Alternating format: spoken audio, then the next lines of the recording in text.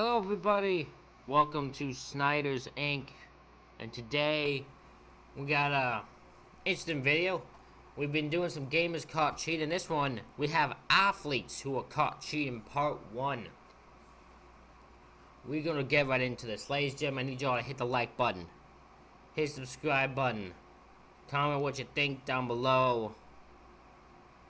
Let's go. An attitude of winning at all costs sees some athletes throw the rulebook out the window.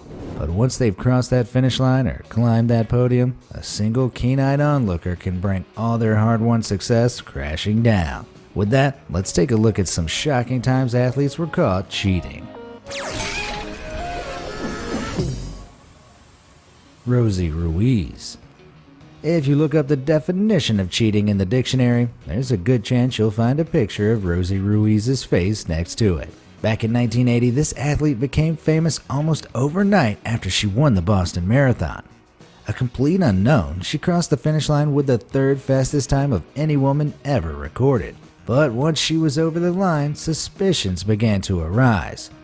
After running over 26 miles so quickly on a 70-degree day, she should have been completely exhausted, but Ruiz appeared suspiciously well rested, raising questions. Was she on some Interesting. So she ran the Boston Marathon in 70-degree Fahrenheit weather, and everyone was like, "You have a lot of energy and you seem awfully rested here. You're suspicious."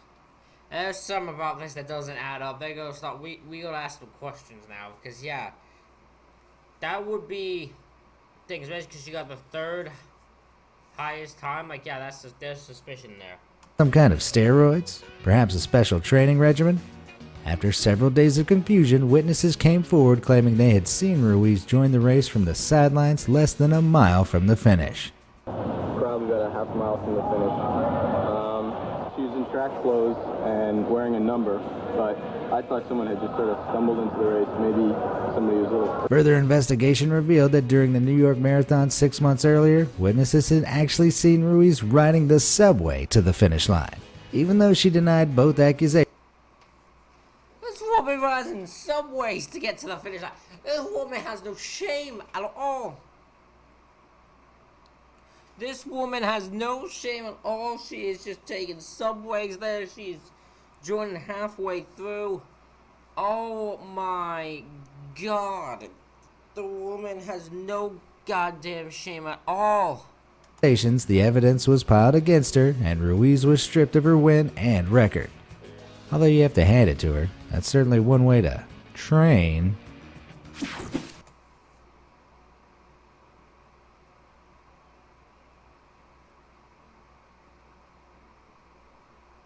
My man, I like your channel, so I'm gonna let that one go.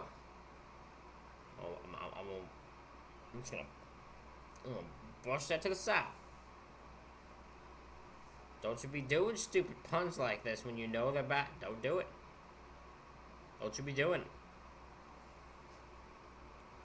Dwight Howard.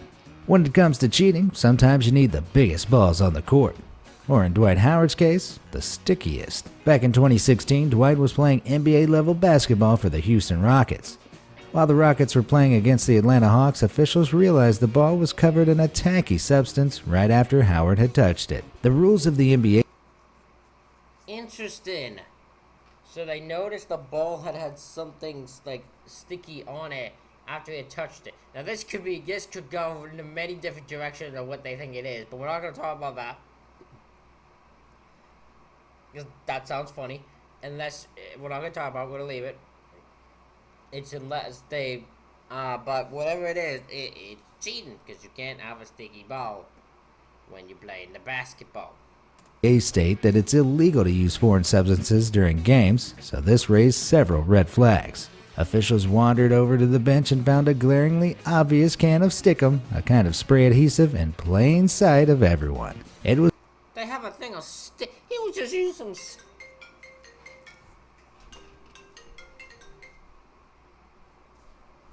he was using some Stickum shite to deal with this thing. What the hell? What the hell? Why was he... Why? Does that even help? Does that help in any way? Maybe me not understanding the rules doesn't help, because, like, I don't understand how that would actually benefit someone. Maybe I'm just stupid. It was once used to help players get better purchase on the ball, but it was banned from the sport in 1981. Both teams were warned, but no player was accused, and the game continued. After the game, however, Howard admitted to Houston Chronicle writer Jonathan Fain that it was him. But not just that, he then also admitted to using Stickum in every game he played. Somehow the baller just laughed the incident off and no fine or charge was ever brought against him, avoiding what could have been a very sticky situation. Stop these puns, stop. But how was no rule brought against him? How would they just leave it? Like, that's very weird. That's weird that they find it, they just said they just left it, laughed it off, moved along with it like that. That's weird to me. 2012 Olympic badminton players. Of all the sports you might associate with cheating, I doubt badminton immediately springs to mind. But at the London 2012 Olympics, intentionally throwing matches became the new winning strategy for several teams. A round-robin system was used in this Olympics, which meant all teams would face each other at some point. The results of earlier matches would be used to put teams into suitable skill brackets, pitting teams of similar ability against one another. So, by strategically losing some games early on, a team could play easier matches against weaker teams at the knockout stage with better chances of winning. Oh my god, that's actually... Listen, we may hate that. That's actually somewhat genius. That's a little bit genius in thought process. Not a good thing, but it's a bit genius. I think we can all at least admit there was some genius thought process in that. This was a strategy that China's team players Wang Xiaoli and Yu Yang attempted to exploit in the women's doubles tournament. Unfortunately, the South Korean team they were facing had adopted the exact same strategy. Jung Kyung-yu. Wait a minute, so...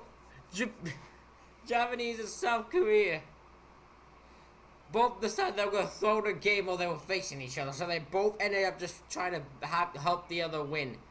So they both probably ended up sucking in the game, and they was like, you two are really good. Y'all are really good. Why y'all pretend to suck? What's going on here? I'm ringing the bell here. Yoon and Kim Ha-na faced the Chinese team on the court, and the world bore witness to one of the worst games of professional badminton ever played. How bad? Well, the longest rally in the first game only lasted 4 strokes. A series of clearly intentional, basic errors ruined the game, and fans jeered and booed at the teams as they left. And the reaction of the crowd, I'm afraid, just sums it up. To make matters worse, another match between a separate South Korean team and Indonesian team suffered the same clash of strategies. Because what they were all attempting was so blatantly obvious, all 4 pairs were formally accused of trying to rig the matches by performing poorly. As punishment, they were disqualified from the rest of the tournament. Good. Good, I'm glad. They were just like, yeah, you all are trying to fuck with this whole thing, and we're not a fan of it, so you all are gone. Just get out. Just leave. We don't want to deal with you people. Get out. That's fair use. That Olympic thing, because that's some bullshit. That's BS, and they deserved all to get booed out of the building. Hopefully that'll teach them not to be so shuttlecocky in the future. Spanish Paralympic basketball team. In 2000, the Sydney Paralympics was rocked by a scandal that still has people shaking their heads with shame today. On the Australian Paralympic courts, the Spanish learning disabled basketball team beat Russia in their final match to win gold. But after the games closed, a member of the team, Carlos Ribagorda, confessed something outrageous to the press. The team was supposed to be made up exclusively of players with an IQ of less than 70, but 10 of their 12 players were actually mentally competent athletes with much higher IQs than the maximum. Apparently, they had...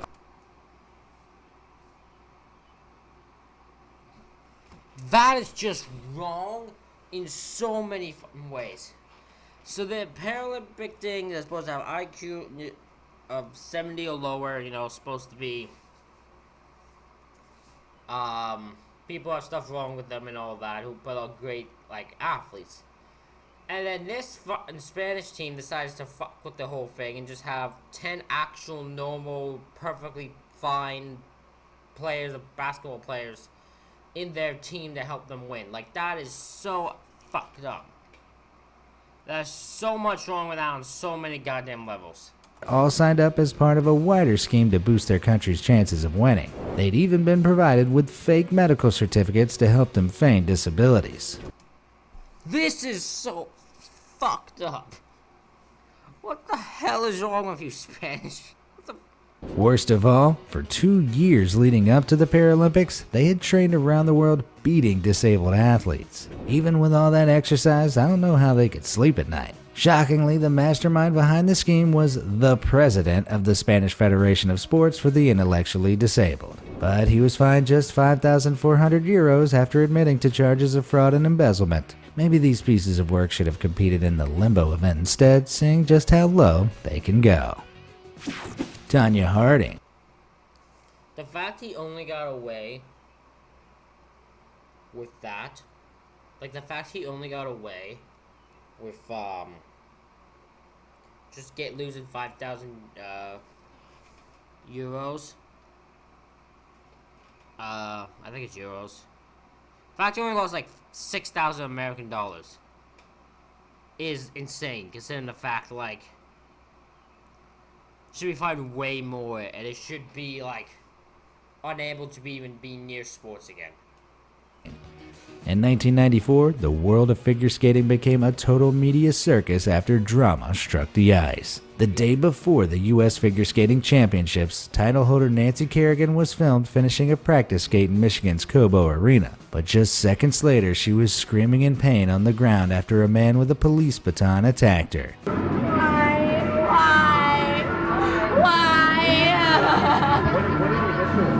I don't know, some hard black stick. With her thigh badly bruised, Kerrigan was unable to compete. Her longtime rival, Tonya Harding, went on to take first place and was selected. This is next level, like, desperation. You are that desperate to win that you hire someone to hit someone with a fucking police baton? Like, what the fuck is... Like, how desperate are you to win? Jesus Christ. That's pathetic. Selected alongside her for that year's Winter Olympic skating team. However, police soon discovered the attack on Kerrigan had been ordered by a bounty hunter. In a shocking twist of events, Tonya Harding's ex-husband Jeff Gillooly and her once bodyguard Sean Eckert were labeled as the culprits. They'd hired the bounty hunter to break Kerrigan's leg, removing Harding's competition in the upcoming events. Although she claimed she had no part in the conspiracy, Harding later admitted that she knew her ex-husband had been involved, but she'd failed to report it. A disciplinary panel stripped her of the championship title. Good, she deserved it. You shouldn't be anywhere near... You should never have that... Yeah, you should have that stripped from you, never allowed to even mention it. Because you don't deserve it. You broke every rule in the book. You, your husband, and your former bodyguard all planned to just take out a woman who... for the desperation of success, because you knew you couldn't beat her. Now, I don't know how much damage that thing did to her, but I can't say for the girl herself who got attacked. There's gotta be a bit of confidence in you, because the fact, like, I don't know if she could ever skate again or anything like that, but, like, you were so good. This woman had to have you planned attacked in order to be able to beat you. That's how desperate she was. That's how good that girl was.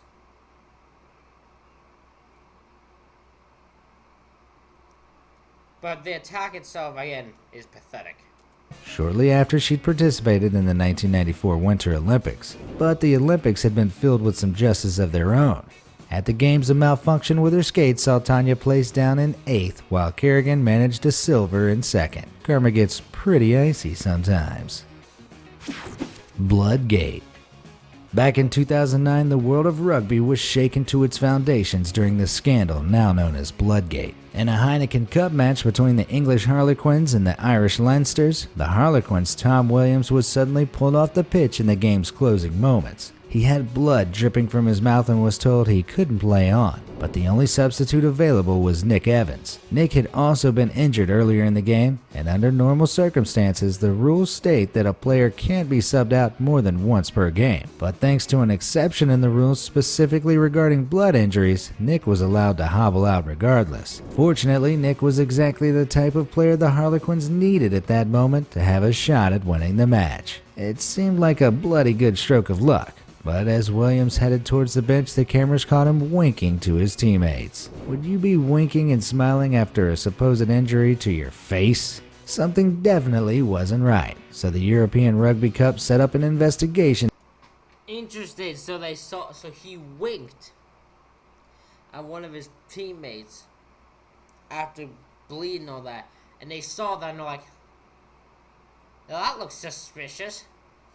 We're gonna have an investigation to figure out what the hell is going on here, because clearly you didn't act like there's something up here." And instead of the fact they won, like, yeah, that's suspicious as all hell. Into the substitution. They found Williams had been given a fake blood capsule by the team's physiotherapist in order to allow Evans back on at the critical moment. It was an illegal tactic orchestrated by the team's chief executive, Dean Richards, who was accused of 4 similar incidents. Richards, Williams, and the physiotherapist all received bans from the sport, and the Harlequins club was slapped with a £260,000 fine. Worst of all, the Harlequins cheating didn't even bag them the win. To this day, the BBC claims it was rugby's biggest scandal, and I'm inclined to agree. Well, either that or the 2009 alternate away kit designs from Stade Francais. Yikes. Michael Pineda. In sports like baseball, one fumble can be the difference between victory and defeat. But back in 2014, New York Yankees pitcher Michael Pineda simply couldn't get a grip. As his team faced off against the Boston Red Sox, the Major League Baseball pitcher decided to up his game by using pine tar to improve his grip on the ball. He placed a small patch of the sticky substance on his neck, with his plan being to discreetly rub the ball there before throwing it. But not discreetly enough, it would seem. Before long, the Red Sox coach had spotted something afoot and was informing the referee. And funnily enough, at the same moment the coach complained about Pineda, a fan in the stalls could be seen pointing out Pineda's obvious faux pas. After several umpires checked his hands and neck, Pineda was immediately ejected from the game. In the 10 games following, the rules of Major League Baseball state pretty clearly that you can't use foreign substances.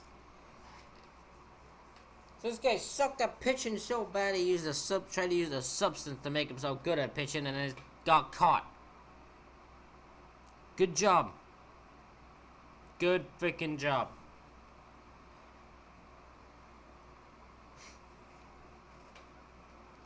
This is oh man, these guys don't only cheat. They're not good at hiding it. On the ball, but this wasn't the first time Pineda had been caught cheating like this. He'd used the same pine tar in The sports like this, real sports, have cheating involved in them, 100%, without a doubt. But some are more discreet than others. Like, you guys try to be a bit more discreet. God damn.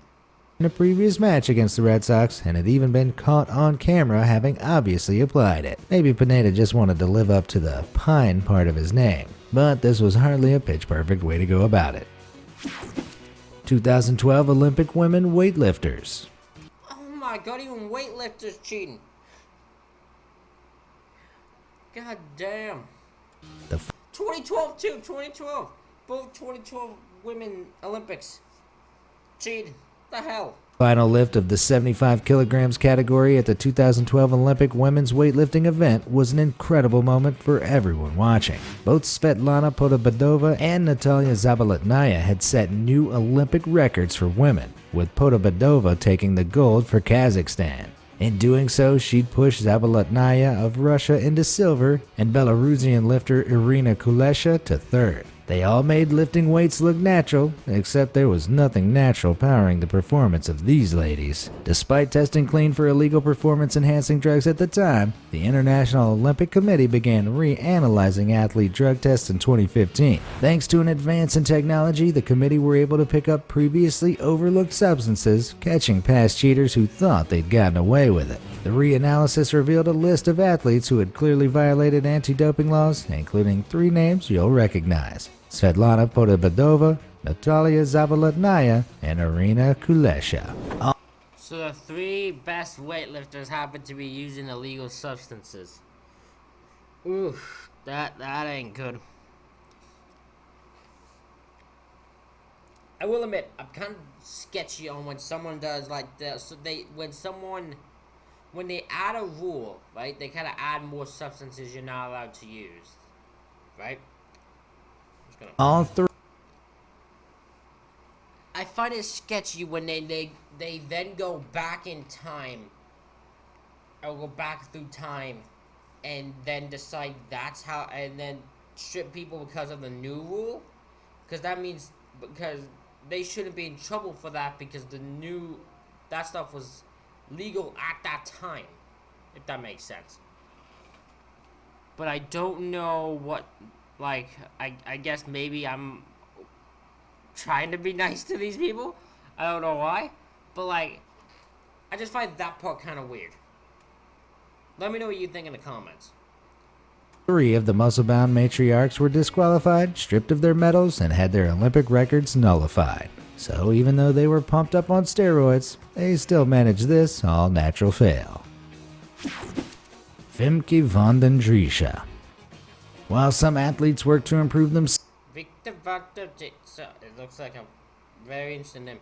others work to improve their methods of cheating. That was a sad fact that became clear back in 2016 after cycling champion Femke van den Driesche became the first ever athlete to be caught mechanical doping. That's a fancy way of saying she'd hidden a motor in her equipment to make the race easier. She was competing in the cyclocross championships when she suddenly stopped mid-race, claiming there was a problem with her bike. But on closer inspection, officials spotted wires and a battery concealed under the bicycle seat, leading to a motor hidden in the crankshaft.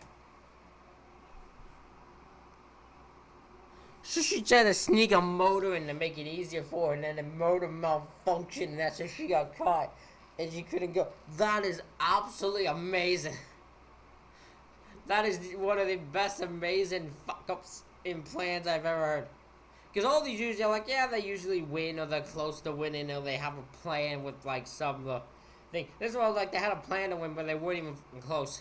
Van den Driesche was able to turn the motor on and off inconspicuously through a Bluetooth button attached at the handlebars. This turned the crank and helped push the pedals at key points in the race. Like here, where on a difficult climb, Van den Driesche was seen easily pulling away from the group with very little effort. When asked to deliver her defense, she claimed the bike belonged to her friend Nico van Mulder. Even though he confirmed her story, the rules at the time stated that the responsibility for the bike was all hers. She was hit with a 6-year ban from professional cycling and a fine of 20,000 Swiss francs, which is just shy of $21,000. Before being stripped of all her previous titles. Guess she should have pumped the brakes on that plan. Have you ever been caught cheating in a sport before? These puns are atrocious, but that was a very interesting video of, like, cheaters being caught cheating. Cheaters being caught cheating. Ladies and gentlemen, let me know if you enjoyed this video down below. And you'd like to see more of these. This is only part 1. Would you like to see me do the other parts? Let me know in the comments. Hit the like button, hit the subscribe button. Thank you all for watching. I'll see you all for the next one.